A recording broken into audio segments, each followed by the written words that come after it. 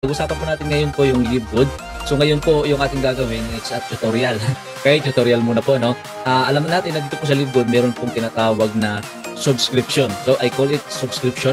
Hindi ko po ito tatawaging maintenance kasi iba po yun. Magkaiba po yung maintenance o yung tinatawag na auto ship kesa dito po sa subscription. Okay? So yung explanation po tungkol po dyan sa subscription hindi ko na po i-explain dito because it is a tutorial kung paano po magbayad ng ating pong monthly subscription dito po sa Livegood. Okay, so pasok lang po tayo sa ating Livegood website. Alright. Ito po yung napakaganda po nating website. Nakakatuwa po ito, no? So, click po natin yung login. Tapos papasok po tayo. Yan. Ito po ang ating back office. Ayan, medyo lakihan ko lang po, no? Para at least nakikita ninyo kasi ang laki po ng screen ko. At for sure, maliit po sa inyong mga screen. O talapitan po ninyo. Ayan, lakihan ko lang siya. Sige lang, ha? Alright, ayan. Medyo... Ayan. Okay, ayan. So, malaki na yan, ha? O, ayan. Okay, ito po yung ating back office. Ngayon, papasok po tayo sa dito po sa may membership. Ayan. So, pasok tayo sa may membership. Ito po, ang account na to ay nakasubscribe lamang po only for 1 month. O, nag-join po ako dito sa Livegood noon pong February 16. So, ang petsa po ngayon ay March 7. So matagal pa, no? Pero siyempre hindi ko na po aantayin yun kasi baka makalimutan natin eh. Kaya advice ko po sa lahat po ng mga Livegood members. So kung maaari po, no, kung kaya lang naman, kayo po ay pumasok na o mag-subscribe na for 1 year. Bakit po? Kasi nga meron pong makakatipid po kayo ng 2 months.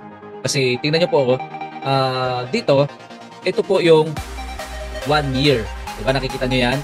1 year upgrade yearly membership for only $99.95. Diba? So meron pong nasa 2 months po ang inyong natipid o 20%. So dito naman po 1 year lang, 1 month lang. Ito po ang inyong nakikita kasi ako po ay nag-subscribe lamang po ng 1 month. So ngayon, gusto ko po siyang i-subscribe na kasi gusto ko pong magawan po siya ng tutorial. Okay, kaya sa lahat po ng mga members and leaders po ng Livegood around the world, so ito po ang ating tutorial kung paano po magbayad ng ating pong monthly subscription dito po sa Livegood. Ayan, kung kayo po ay nag-subscribe na ng 1 year, hindi nyo na po ito makikita. At ang makikita nyo po dito, yung date po kung kailan po kayo nag-subscribe at yung date din po o year kung kailan po ma-expired. So dito, sa back office na to, akin po ito. So meron po siya nakalagay ng 2 option kasi ako po ay nag-subscribe lamang ng 1 month. Okay, so ngayon, 1 month lang din ulit yung atin pong isusubscribe. Ayan. So later on, gagawin na po natin itong 1 year. Ayan. Kasi gumagawa lang naman po tayo ng tutorial. O sir, ba't hindi mo pa gawing tutorial naman pala eh? Ba't hindi mo pa gawing 1 year? Ayan. So, darating po tayo dyan. Huwag po kayo mag-alala. Alright. So, ngayon, ito lang gagawin po natin. I-click po natin itong pay my monthly membership now for $9.95. Ayan. Ganun lang siya. Okay? I-click po natin to. Ayan. So, dito, makikita po ninyo na nasa loob na po siya ng cart. Ayan po, oh. Ayan, nasa loob na siya ng cart. So, kung nandito na siya sa loob ng cart, so pwede nyo na po itong i-check out. Okay? I-click nyo po ang check out. Ayan. Ayan, i-click nyo po ang check out. Alright? So, click po natin ang check out. Ayan, dito po kayo mapupunta sa payment option. So, dito, meron po tayong 2 option. Pwede po tayo magbayad, pay using credit card and pay using cryptocurrency. So, tingnan nyo muna po, no, yung nakalagay po dito, dapat tama pong inyong information. Okay, i-double check nyo po yan. At yung credit card information, pwede nyo po ditong ilagay. Click nyo lang po itong change. Yan, pag na-click nyo po ang change, fill upan nyo na po dito lahat ng mga credit card information po ninyo. Alright, yung country, name on card, kung yan po ay Master or Visa. Okay, tapos card number, expiration date, security code, yung address po ninyo, yan, lahat po yan, pipilapan nyo, i-click nyo po ang save. Tapos proceed na po kayo sa payment. Okay? So in this tutorial, ang gagawin ko po dito ay gagamit po ako or pipiliin ko po ang cryptocurrency payment. Okay? So cryptocurrency po ang aking gagawin. Sanay po kasi ako sa crypto sa previous company, kaya po, mas gusto ko po ang cryptocurrency kahit sa payout ko po. Cryptocurrency po ang aking ginagamit. Okay, ayun. Select po natin itong pay using crypto. Yan. Pag nalagay nyo na, pay using cryptocurrency, select nyo na po siya. Ayun, pupunta po tayo dito sa ilalim. Ito siya. Okay? Kailangan nyo po mag-agree. I-click nyo po itong I understand I am paying $9.95 in my choice of cryptocurrency for my order. I understand. I-click nyo po yan. Tapos I agree to live good policies and procedures as outlined here. Ayan, i-click nyo rin po yan. I agree. Tapos i-click nyo po ang place order. Alright? So, click ko na po itong place order. Tapos, ito po ang inyong makikita. Ayan. So, cryptocurrency payment, please click the button below to pay $9.95 in cryptocurrency for your order. Okay, so ito pong kulay itim. Ito. Yan, yung nakikita nyo yan na kulay itim, pay with crypto. Ito po ang pipindutin. Okay, pindutin na po natin yan. Pag sinelect po natin yan, select your payment currency. So, ang dami po niyan, ano? Tingnan nyo, ang tinatanggap po ni Livegood. Pwede po tayo magbayad ng Avalanche Coin, Binance, Bitcoin, pwede din, Bitcoin Cash, or BCH na tinatawag, Cardano, Dash, Dodge, Ethereum, ang dami, Litecoin, ayan, Polygon, Polygon Matic, Ripple, Solana, and ito po ang ating gagamitin, USDT Tron. Okay, so iselect ko na po itong USDT Tron. Tapos mag-generate po ito ng QR code at the same time, wallet address. Ayan, nakikita nyo po yan? Okay, so ngayon, meron na po siyang QR code tsaka wallet address dahil ngayon po ay nandito po ako sa aking PC, hindi ko na po ito i-copy paste. Ngayon, if you are using your phone o di kaya nakalagin po ang inyong pong Binance or any cryptocurrency wallet dito po sa inyong browser, you can proceed to copy and paste the address. Ito po siya. Click nyo lang po yan, copy tapos i-paste nyo po doon sa inyong gagamitin na cryptocurrency wallet or Binance. Ako po Binance ang ginagamit ko. Now, dahil ang Binance ko po ay nasa cellphone, dito po ako kukuha ng payment. Ang gagawin ko po dyan ay tawag dito, iscan ko lang yung QR code na nakikita nyo po dyan sa inyong mga screen. Alright, ang gagawin ko lang po ay iscan ko lang yung QR code na nakikita nyo po dyan sa inyong mga screen. Ayun, i-open ko lang po ang aking Binance wallet. Okay. Okay, pag nandito na po ako sa aking Binance wallet, pupunta lang po tayo ng wallet. Ayan. Alright, tapos pupunta po ng spot. Tapos piliin po natin ang USDT. Ito. Ayan. So may laman po ako, no? May laman siya. Ayan po, nakikita po ninyo 51.15 ang laman po ng aking USDT. Ngayon, ang babayaran natin is konti lang naman. So ngayon, click po natin ang withdrawal. Send via crypto. Ayan. So dito, may lalabas po dito na paste the address. Kung kayo po ay ginagamit ko pa yung mobile phone, ipipaste nyo lang po yan dito. Kung parehas na mobile phone ang inyong ginagamit. Dahil in this tutorial, ang ginagamit ko po ay PC, nakalagin po ako sa aking computer desktop. At ang payment po ay manggagaling sa aking Binance dito po sa aking mobile phone. So anong gagawin po natin para makuha ko po yung wallet address? Kasi nandito po sa magkahiwalay na gadget. So ngayon, mayroon po itong scanner. I-scan lang po natin ang QR code. Ayan. Ayan, nakikita nyo po. Ayan. Yan po ang ating scanner. Nakatapat lang po yan sa aking computer, no? Okay, iyan po ang aking monitor. Yan. Nakikita niyo po yan. Hindi ko muna po itatapat ng QR code kasi babasahin niya na kaagad yan, no? Ngayon, iscan na po natin ang QR code. Pag scan po natin, yan. Okay, nakuha niyo na po. Tingnan niyo ha, nakuha niyo na ang wallet address. Ayun, double check po natin na nakikita niyo po yun yung first four digit at saka yung last four. Tingnan niyo po, double check niyo lang yan ha.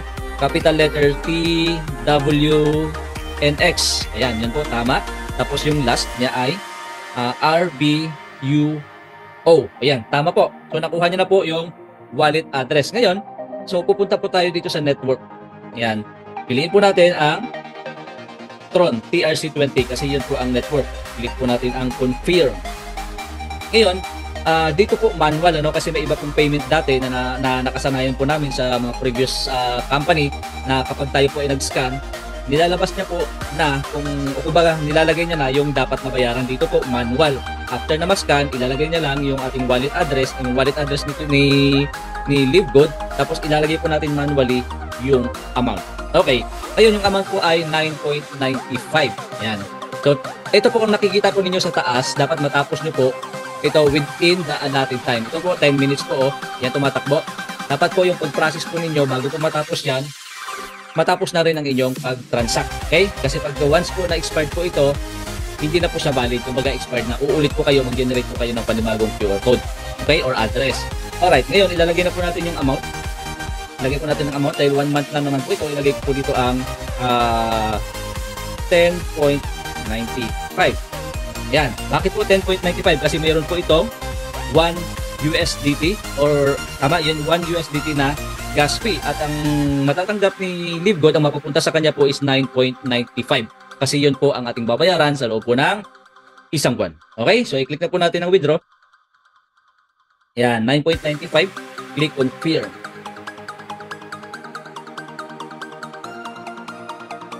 Okay, verification lang. Yan, okay na po. So yan, so withdrawal processing 10.95 USDT. So antay-antay na po tayo ng konti, mga 2 to 3 minutes. Successful na po ang ating payment. Ano po? Okay, ngayon, labas na po tayo sa ating mobile phone. Okay? Ngayon, dito naman po sa QR code na to, i-click nyo po itong Send. Alright? Click Send. Yan. So ngayon, dito, after you paid and click Send, on the pop-up window, your payment may take up to 20 minutes for us to receive and activate your account. We will send you an email when we receive your payment. So, i-click na po natin itong kulay green. Click here to check your status. Well, I think wala pa po kasi kakalagay lang natin. So, yan po. We have not yet received your cryptocurrency payment. It could take up to 20 minutes to receive your payment. So, i-refresh lang po natin yan maya-maya ng konti. Ano po? Okay?